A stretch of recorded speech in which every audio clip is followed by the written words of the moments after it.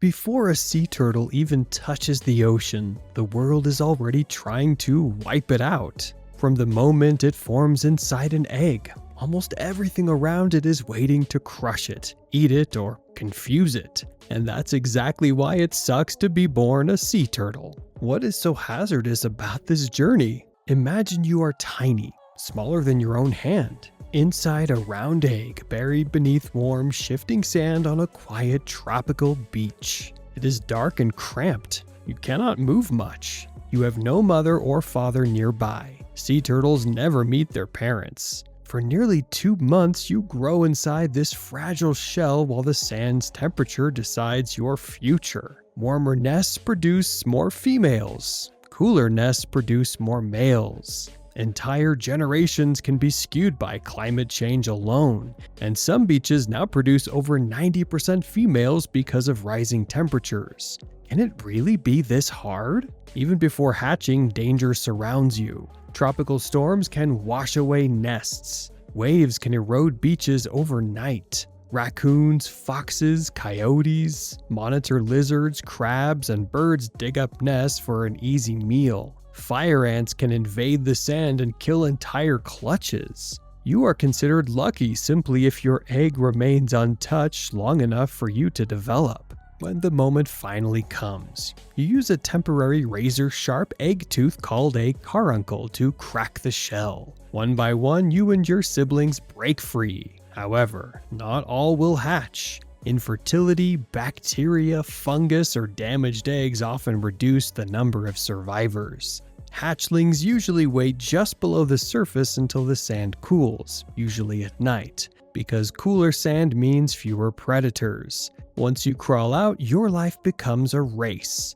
Is this equivalent to a 5K or a marathon? The sand is rough, hot, and marked by footprints, tire tracks, roots, and debris that you must navigate. You are only about the size of a ping pong ball, and everything around you is a threat. Ghost crabs dash across the beach hunting you. Gulls, herons, and frigate birds scan the shore from above. On many beaches, dogs roam freely and dig into nests or catch hatchlings as they emerge. You have minutes to reach the ocean before your chances shrink dramatically. This journey across the sand is often compared to crossing a battlefield. Hundreds of hatchlings push forward together, moving across no man's land while predators strike from all directions. Historically, predators were the main obstacle. Today, an even more dangerous threat exists: artificial light. Hatchlings rely on several cues to find the ocean: the downhill slope, the brighter horizon over the water, and the natural glow of moonlight and starlight reflecting off waves. For millions of years, this method worked, but now the brightest lights are no longer over the ocean. Beachfront hotels, restaurants, houses, roads, and resorts cast strong artificial light across the sand. Hatchlings instinctively crawl toward the brightest direction, so instead of heading toward the sea, they crawl toward parking lots, beach bars, neon signs, or street lamps.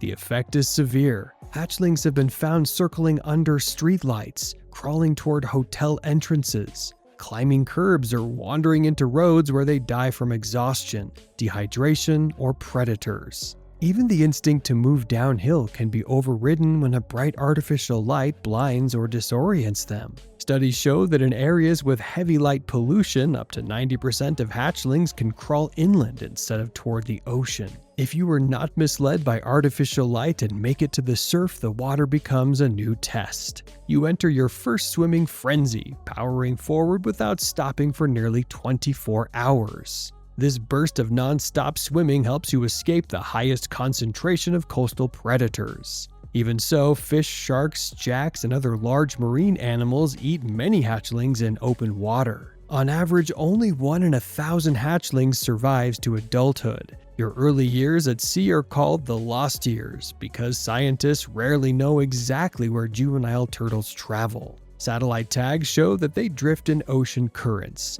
riding seaweed mats and feeding on plankton, jellyfish, small invertebrates, and floating prey. But plastic pollution makes survival harder. Plastic bags look like jellyfish, bottle caps resemble prey, fishing lines mimic vegetation.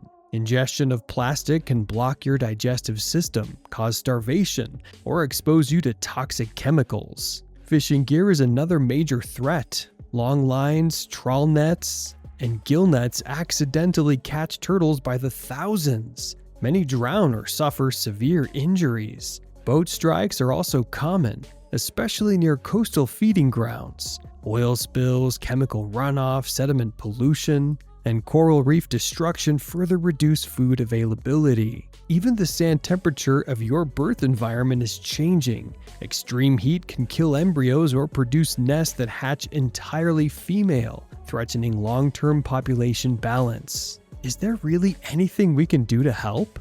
Despite this, if you survive your early decades, you grow stronger. Leatherback turtles can reach nearly a ton, making them the heaviest reptiles on Earth. Green turtles shift from eating jellyfish to eating seagrass and algae as adults, helping maintain healthy seagrass beds. Hawksbill turtles consume sponges, playing a role in coral reef stability. Yet even adult turtles remain vulnerable to sharks, orcas, marine debris, and human activities. After 10 to 20 years, sometimes longer, you reach maturity. Something remarkable occurs: imprinting. You return to the same beach where you hatched, guided by Earth's magnetic field, which you memorized shortly after birth. You may travel thousands of miles to reach this exact stretch of sand. This is why carrying hatchlings to the ocean is discouraged. Skipping the crawl disrupts their imprinting process, making it harder for them to return and reproduce. Conservationists know this journey is necessary for the species' long-term survival. When you finally return to your natal beach, you emerge at night, haul your heavy body onto the sand,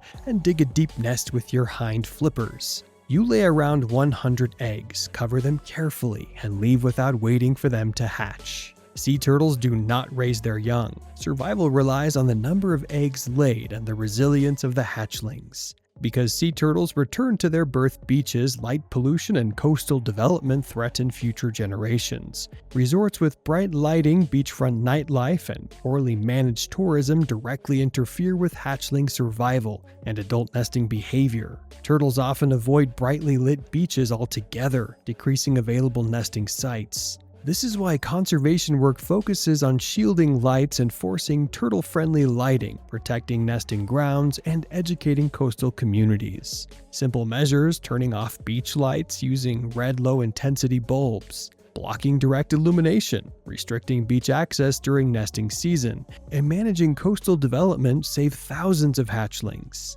What can we do? Beyond protecting nesting beaches, people can help sea turtles through several practical actions that directly reduce the major threats turtles face. One of the most important steps is refusing to buy products made from hawksbill shell. The illegal tortoiseshell trade remains the biggest threat to hawksbill turtles, and many souvenirs sold to tourists, jewelry, combs, or ornaments are made from their shells. Travelers should always ask vendors what materials items are made from and avoid anything that resembles tortoiseshell. Helping slow climate change is another critical step. Rising temperatures alter hatchling sex ratios, erode beaches, and damage coral reefs that hawksbills depend on for food. Reducing personal carbon use, supporting emission-cutting policies, and choosing climate-conscious businesses directly benefit turtle habitats. Sea turtles also suffer heavily from commercial fishing gear. Avoiding seafood or choosing responsibly caught products reduces bycatch, the accidental capture of turtles in trawls, long lines, and drift nets. Reducing plastic use is essential. Millions of marine animals die each year from eating or becoming entangled in plastic. Sea turtles often mistake bags for jellyfish and ingest them. Choosing reusable or biodegradable alternatives, refusing straws and bags, recycling properly, and supporting laws that limit plastic production all lower plastic pollution in turtle habitats. Fishing gear discarded on beaches can be deadly. Collecting and recycling loose fishing line prevents entanglement injuries. At nesting beaches, volunteers play a key role. They do not touch hatchlings since handling can disorient them, but they protect nests from poachers. Mark nests, monitor hatch dates, and remove obstacles. If a nest is in danger from tides or construction, volunteers may relocate it. They also prepare the beach for a boil, the mass emergence of hatchlings, and ensure nothing blocks their path to the ocean. Rescue teams also treat diseases such as fibropapillomatosis and care for non-releasable turtles like Cupid, who suffers from permanent buoyancy issues. And if they make it, can they really live this long? People can help it not suck to be a sea turtle by protecting nests, reducing threats, and caring for injured turtles. But ultimately, most of a sea turtle's journey rests on its own instincts and endurance. Sea turtles have existed for more than 100 million years, surviving tectonic shifts, climate changes, and even mass extinctions. Yet their greatest challenges now come from modern human activity. Once hatchlings make it to the ocean, they can outlive most humans, and if beaches remain protected, they may keep returning long after our own footprints fade. But being born a sea turtle is incredibly hard. You begin life alone, facing predators, storms, pollution, and the uncertainty of finding food in a changing ocean. With luck and resilience, you grow into a strong adult, returning to the same beach where your life began to lay the next generation of eggs.